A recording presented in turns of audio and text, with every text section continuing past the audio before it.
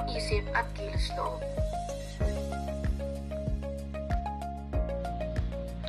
Ang isip ay ang sentro ng ating mga kaisipan, pananaw at pagdesisyon. Sa kabilang dako, ang kilos loob ay ang kakayahan nating pumili at kumilos batay sa ating mga desisyon.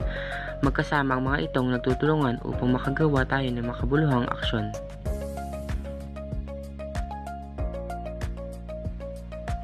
Mataas na gamit ng isip. Mag-isip ng kritikal sa pamamagitan ng pagsusuri ng impormasyon, nagiging mas matalas ang ating kakayahang magdesisyon, gumawa ng makatarungang desisyon. Tinutulungan tayo ng isip na matimbangin ang mga benepisyo at panganib ng bawat desisyon. Tumulong sa pagbuo ng mga layunin. Sa buhay, mahalaga ang pagkakaroon ng mga layunin. Ang isip ang nag-aanyaya sa ating magtakda ng mga personal na mithiin tulad ng pag-aaral ng bagong kasanayan o pagkakaroon ng mga magandang karera. Mga halimbawa ng mataas na gamit ng isip. Pagninilay bago gumawa ng desisyon. Sa halip na magmadali sa paggawa ng desisyon, ginagamit ng isang tao ang isip upang timbangin ang mga posibleng resulta ng kanyang mga aksyon. Halimbawa, bago bumili ng mahal na gadget, iniisip muna niya kung ito ba'y kailangan o isa lamang luho. Pagkilala ng tama at mali. Ang isip ay ginagamit upang suriin kung ang isang gawain ay mabuti o masama. Halimbawa, kapag nakita ng isang estudyante na may nag-cheat sa exam, alam niyang mali ito at hindi dapat tularan. Pagkaplano para sa hinaharap.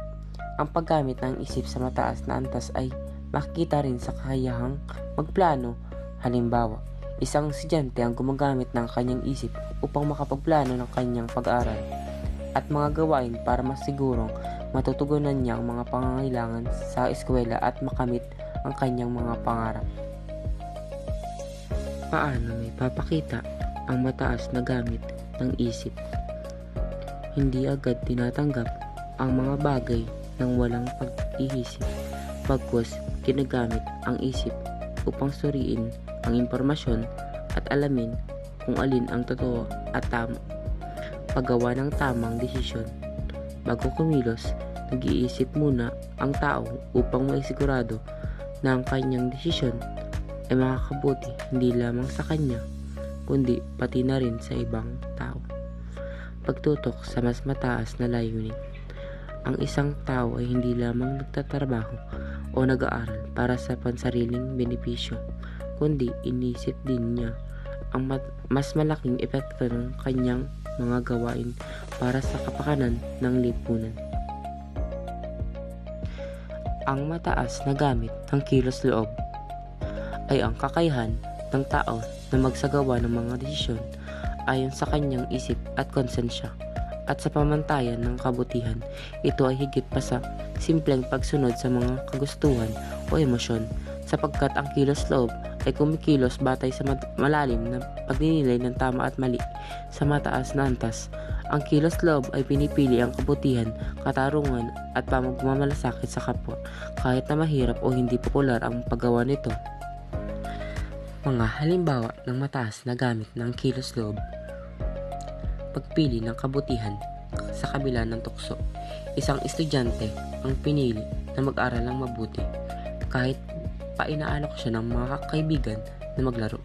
Ginamit niya ang kanyang kilos loob upang sundin ang tamang desisyon ng kanyang isip na ang pag-aaral ay makabubuti sa kanyang hinaharap.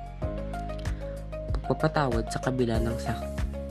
Kapag nasaktan tayo, madalas na mahirap ang magpatawad.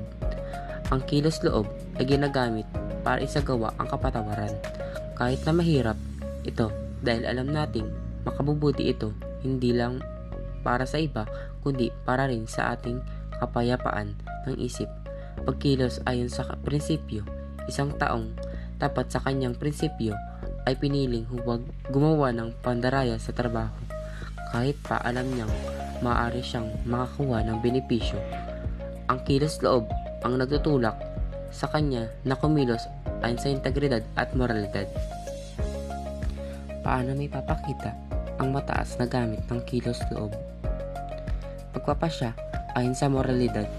Ang isang tao ay gumagamit ng kilos loob upang gawin ang tamang desisyon na naayon sa kanyang paniniwala at prinsipyo, kahit na mahirap itong gawin.